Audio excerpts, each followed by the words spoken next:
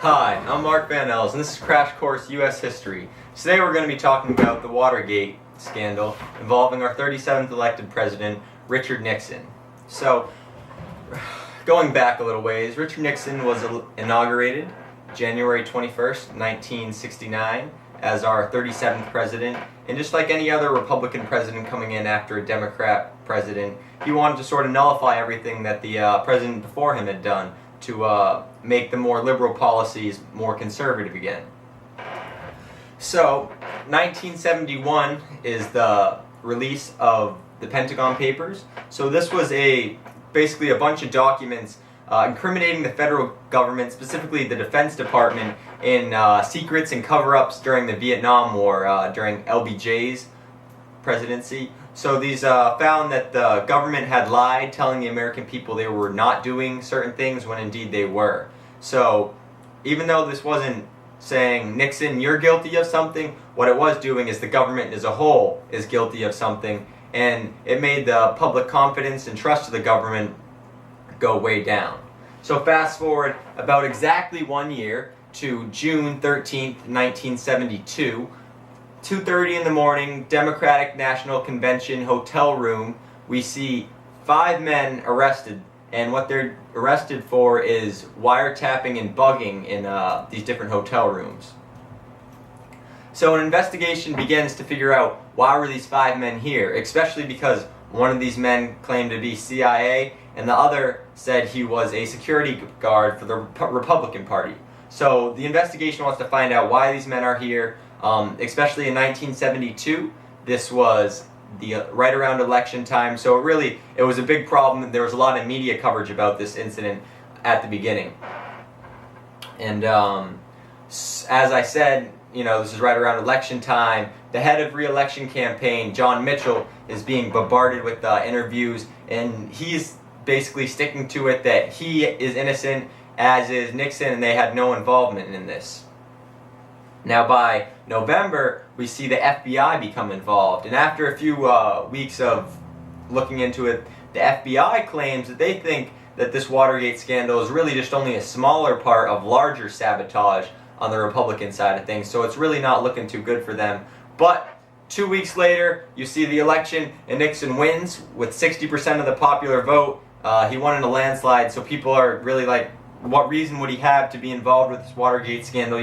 It wasn't even a close election. He won by so much. So it's sort of starting to slow down. Time for my least favorite part of the clip now, the mystery document.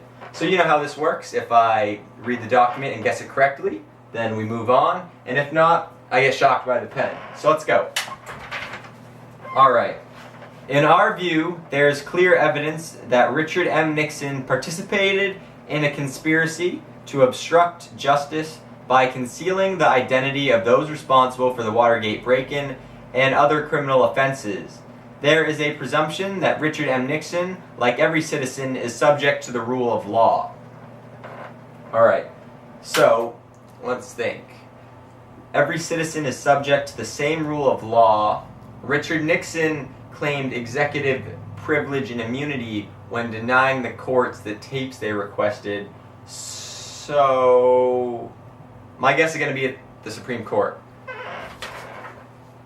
And let's see, what is our mystery document? No, it was a Justice Department memorandum considering the indictment of Richard R. Nixon. So what else is new? I'm wrong. Alright, so onward.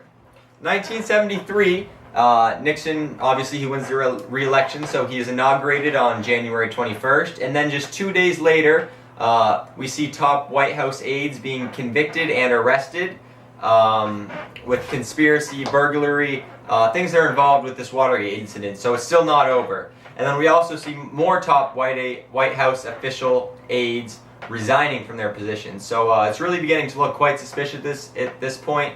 And a trial begins to indict Richard Nixon in 1973. The prosecution, it calls for the tapes that are in Richard Nixon's office because he always had his office taped and recorded. Richard Nixon says, no, I'm not going to hand over these tapes. I'm innocent. I'm not a crook. I'm the President of the United States. So that's his side of the story. So instead, he hands over transcripts of these tapes and then he hands over some of the tapes. And in some of these tapes, we see that there is 18 minutes in one tape that was edited out, and that adds to the suspicion, makes the prosecution more suspicious. So they call for the rest of the tapes, all the tapes, and Nixon says no, claiming his executive privilege and immunity once again. And then the Supreme Court, they require him, saying you are a citizen just like everyone else. Yes, you're the President of the United States, but that does not mean you have to follow the same laws as other citizens. You must turn over the tapes. So at that point, Nixon turns over the tapes. It was basically found that he was quite guilty, so the House began to work on their impeachment, while the Senate had to wait for the House to complete that. But before he could be impeached, Richard Nixon resigns August 4th, 1974, or August 8th, excuse me. And Gerald Ford comes in and takes over. He was Nixon's vice president, and he also pardons Nixon. So while Nixon never was fully impeached, he was very close to it, and it's very likely that, or most definitely, that he was guilty. So just like the man himself did it. Peace out.